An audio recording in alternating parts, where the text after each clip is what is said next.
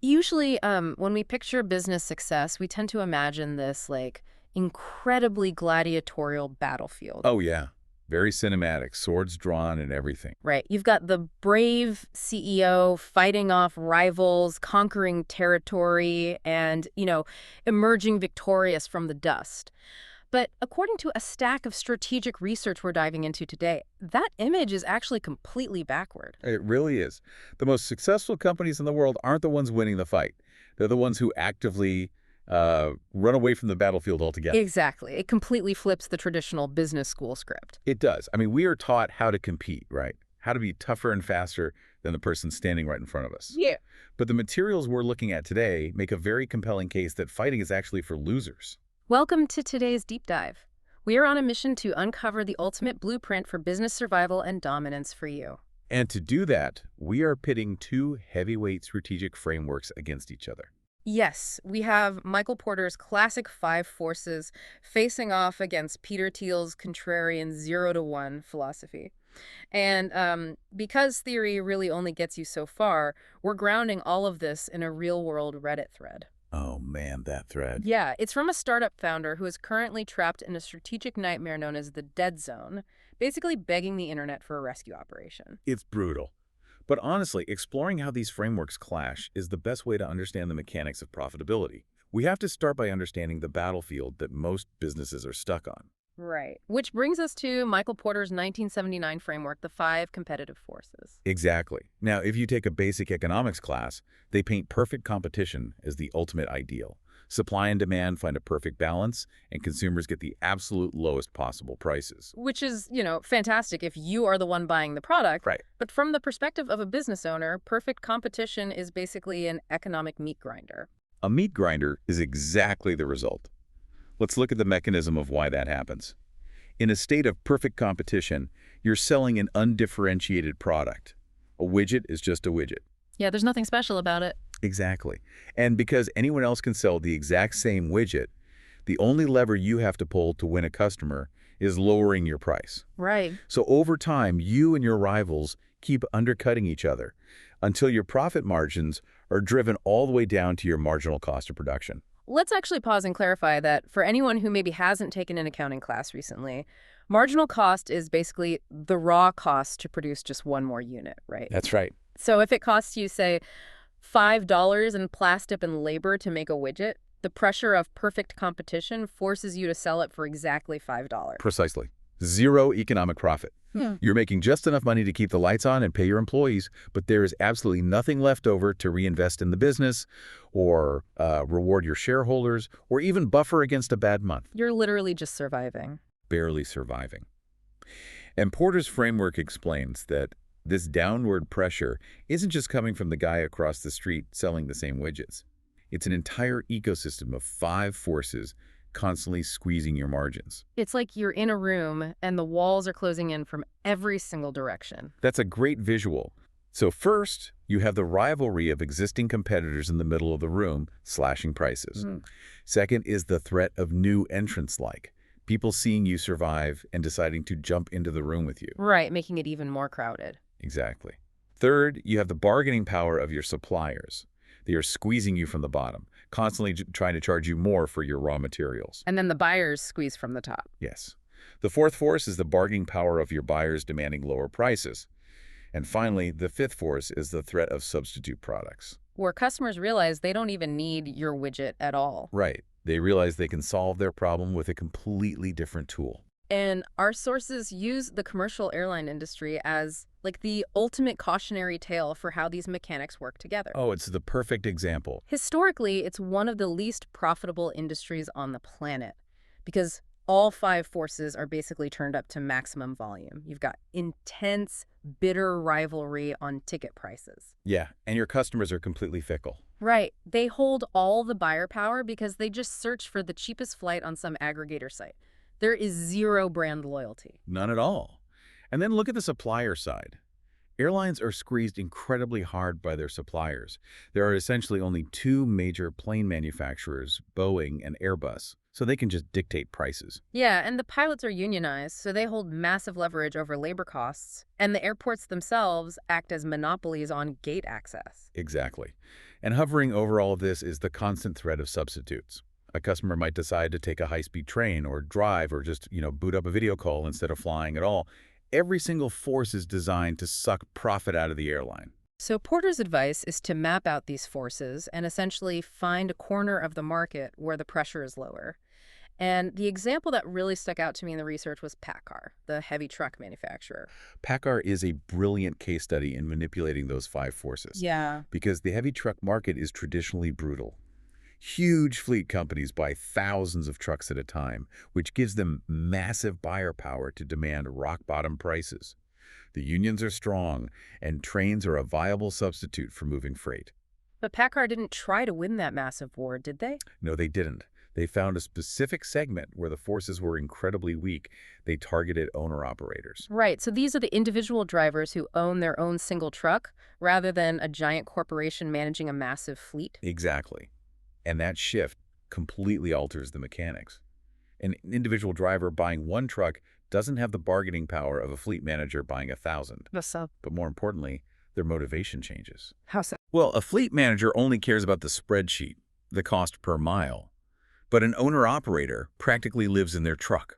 They are emotionally invested. It's their home and their livelihood. Oh, I see. So PACCAR doesn't even try to win a price war. They offer built-to-order trucks with luxurious sleeper cabins, plush leather seats, sleek exterior styling, and, incredible roadside assistance. Yes, because they focused on a buyer who is highly emotionally invested and lacks collective bargaining power.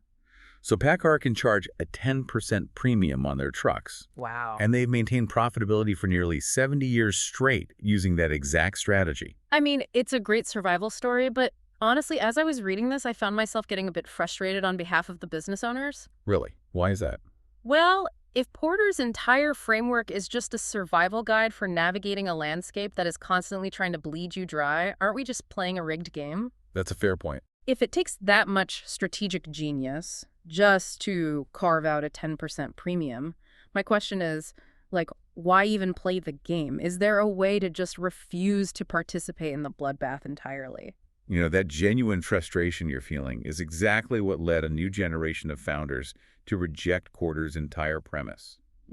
Which brings us to the second major framework in our stack, Peter Thiel's 0 to 1. Okay, let's get into it. Thiel looks at Porter's model of carefully navigating existing competitors and essentially says, no, competition is for losers. Which sounds incredibly arrogant at first glance. Competition is for losers. It does sound arrogant. But when you actually dig into the mechanics of what he's saying, the logic is really sound. Yeah. He argues there are two entirely different types of human progress. Right. There's horizontal progress, which is going from one to n. That means taking something that already exists and just copying it, or maybe slightly improving it. Like, you open the 10,000th pizza place in your city. Yeah, you are willingly walking right back into the meat grinder. The alternative is vertical progress. Going from 0 to 1, this means creating something entirely new, doing something nobody else has ever done. The objective here isn't to fight for a tiny slice of a pie, it's to bake an entirely new pie and keep the whole thing for yourself. I love that. Thiel calls this creating a creative monopoly. And we should clarify for the listener, he isn't talking about a corrupt, static monopoly that relies on government lobbying or buying up all the water rights in a town and price gouging the citizens. Oh, not at all. A creative monopoly creates entirely new categories of abundance. They're so remarkably outstanding at what they do that no other firm can even offer a viable substitute. So they just escape Porter's forces entirely. Completely escape them. Yeah. Because they're playing a game no one else even knows how to play yet. There's this really cool detail in our sources where a user was trying to get an AI image generator to design a YouTube thumbnail for this 0 to 1 concept. Yeah, I saw that. And the visual the AI spit out is the perfect mental model for this. It generated a flat, dark gray circle lying on the ground representing a $0. And out of that flat, stagnant circle, a towering, pure black monolith violently breaks out and rises straight up into the sky to represent the $1. It's such a striking visual. The flat circle is the stagnant pool of perfect competition where everyone is just fighting for scraps. And the monolith is the company that has escaped gravity. It's such a cool concept. But to build that monolith, Your business actually has to possess 4 specific structural moats. You can't just declare yourself a monopoly. The mechanics of your business have to enforce it. Okay, let's unpack those mechanics for everyone. How do you actually build the monolith? The first structural moat is proprietary technology. Your solution must be at least 10 times better than its closest substitute. 10 times better. But why specifically 10 times? I mean, why isn't a 20% improvement enough? Well, because human beings are inherently lazy, and switching to a new product requires effort and risk. If your software is only 20% faster than what a company currently uses, the headache of retraining all their employees completely negates the benefit. Oh, that makes sense. They just won't switch. Yeah. But if it is 10 times faster, the benefit is so overwhelming they are practically forced to switch just to survive. I see. So, inventing the first word processor when everyone else is still using a typewriter, that is a 10x improvement. Exactly. What is the second mode? The second is network effects. This is a mechanism where your product actually becomes more valuable to the user as more people join it. Think of a telephone network. Okay. If you are the only person on Earth with a telephone, it's completely useless. If 2 people have one, it has minor utility. If 1 billion people have one, it becomes an absolute necessity for modern life. Wow, yeah. Once a company reaches a critical mass of network effects, it is mathematically almost impossible for a competitor to catch up. Okay, the third one is economies of scale, which I know sounds like standard business jargon, but the way it functions in software is practically magic compared to physical businesses. It really is magic. Think about it. If you run a yoga studio, you have terrible economies of scale. You can only fit maybe 20 people in a room. To get a 21st customer, you have to rent a bigger building, hire another instructor, and your costs scale up right alongside your revenue. Right, your margins stay flat. Exactly. But in software, the fixed costs of paying engineers to write the code are very high.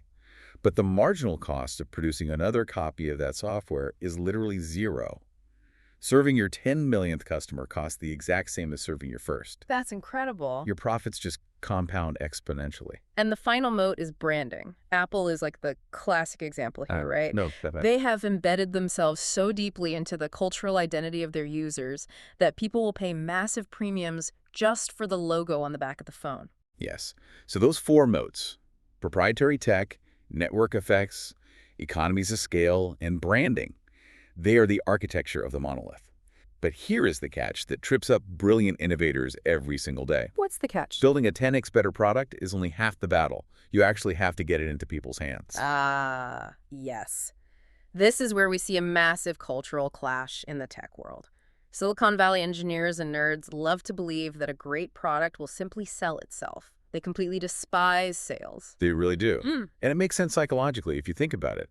In engineering, a solution either works or it doesn't. It compiles or it crashes. It's entirely objective. Very black and white. Exactly. Sales and marketing, on the other hand, are about changing surface appearances, managing emotions, and persuading irrational people. To a pure engineer, sales feels manipulative, almost dishonest. But the harsh reality is that superior sales and distribution can create a monopoly all by itself, even if the product is just average. Yep. But a world-changing product with no distribution mechanism will die in the dark every single time. And that brings us to the Reddit thread in our sources, where a first-time founder is living out this exact nightmare. It's so painful to read. They've built the product, but they are trapped in what Thiel calls the dead zone. Right. The dead zone, or the distribution doldrums, is a very specific structural trap related to the math of acquiring customers. It is completely indifferent to how good your product actually is. Let's lay out the math for this founder because it's fascinating. They posted on a startup subreddit begging for help. They've built a software product for small and medium enterprises, or SMEs. The product sells for about $1,000. Okay.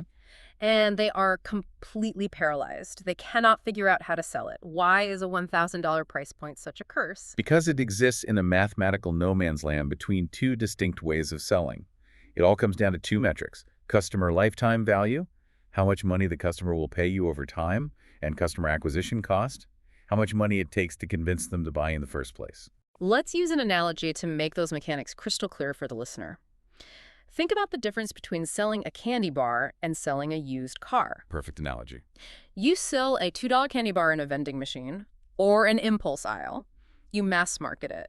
The customer acquisition cost is just pennies. You obviously can't afford to pay a guy in a suit a commission to spend 3 hours convincing someone to buy a Snickers. Right.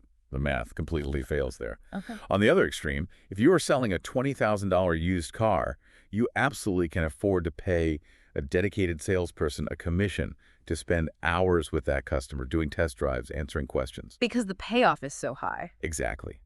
That is complex sales. Palantir operates on the extreme end of this. They sell massive data analytics platforms for $100 million. They aren't running Facebook ads. Their CEO spends months personally flying around meeting with government officials. But this Reddit founder is trying to sell a product for $1,000. It's too expensive to be a candy bar and too cheap to be a used car. Exactly. $1,000 is a significant amount of money for a small business owner. They aren't going to just click a random Google ad, whip out their credit card, and buy it on impulse. No way. They need some personal persuasion. They need to talk to a human who can explain how it integrates into their specific business. They need the car salesman approach. But the founder only makes $1,000 on the sale. That is nowhere near enough margin to pay a dedicated sales professional a living wage to fly around the country taking clients to lunch. The customer acquisition cost would instantly exceed the customer lifetime value. And boom, they are caught in the dead zone.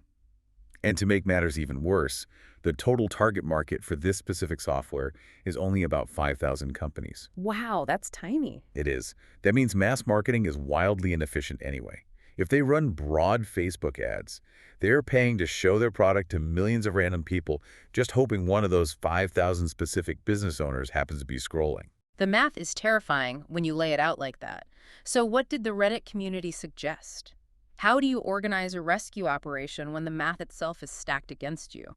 Well, the crowdsourced solutions were incredibly tactical, and they all focused on bypassing traditional mass marketing and traditional complex sales. One user suggested using heavy micro-targeting on LinkedIn combined with email automation tools to reach out only to the decision makers at those specific 5,000 companies. That's smart. And another user suggested a revenue share model. Oh, yes, I love that one. They said find a consultant or a business that already successfully serves that exact same SME segment. They already have the relationships and the trust. Partner with them and let them sell your software to their existing clients for a cut of the profit. It's a great workaround. But the most profound piece of advice aligned perfectly with Thiel's overall philosophy. A user told the founder, stop looking at all 5,000 potential customers across different industries. Just ignore them. Pick just one single highly specific group. Maybe it's just 10 companies in one specific city. Figure out what physical trade shows they attend. Go there in person. Shake their hands. Ensure your product acts as a paracetamol, a perfect targeted painkiller for their specific daily headache. You literally have to hand sell at that early stage. It proves that an orchestrated sales campaign, figuring out the precise mechanics of your distribution channel, really is the difference between life and death. The most elegant code in the world won't save you if you can't get it out of the dead zone. Absolutely. Which naturally raises the ultimate question. How do you avoid stumbling into the dead zone in the first place? And the answer brings us to the very foundation of going from 0 to 1. You have to solve a problem that no one else even sees for a highly specific group of people. You need what Thiel calls a secret. When I first read this, I thought it sounded like something out of a spy novel. It does, doesn't it? But a secret is simply a unique opportunity or truth that the rest of the market has completely missed. Right. And Thiel categorizes these secrets into two buckets. The first are secrets of nature. These are undiscovered physical or technical truths. Think of Google's early PageRank algorithm. Okay. It wasn't just a slightly better version of Yahoo's directory. It was a fundamental breakthrough in the mathematical mechanics of how to index the entire internet. It was a secret of nature that gave them a 10x technical advantage. And the second bucket is secrets about people. These are unaddressed human behaviors or unused capacities that society currently ignores or just thinks are weird. The mechanics of Airbnb and Uber illustrate this perfectly. Before Airbnb, the idea of unlocking your private home and letting a complete stranger sleep in your spare bedroom seemed completely insane. Yeah, traditional hotel chains didn't even consider it a threat because it violated basic social norms. Exactly. But the founders of Airbnb discovered a secret about people. They realized that if you built a platform with enough trust and verification mechanisms, people would actually share their private spaces for economic value. It unlocked this massive hidden inventory of unused bedrooms that the massive hotel conglomerates were completely blind to. But here is the critical strategic maneuver. Once you discover that secret, How do you deploy it? This goes right back to the advice the Reddit founder received. The biggest mistake you can make is taking your new secret and immediately trying to capture 1% of a massive $100 billion market. Right, because if you launch on day one and declare war on a massive existing market, you are just walking right back into Porter's meat grinder. You are waking up the giants and inviting them to crush you with their established five forces. Precisely. Instead, you deploy your secret using a micro-niche strategy. You find a tiny, highly concentrated market, you aim to capture 100% of it. You build a monopoly in miniature. The historical examples of this in the sources are fascinating because we think of these tech companies as absolute behemoths today, but they started incredibly small. Look at Amazon.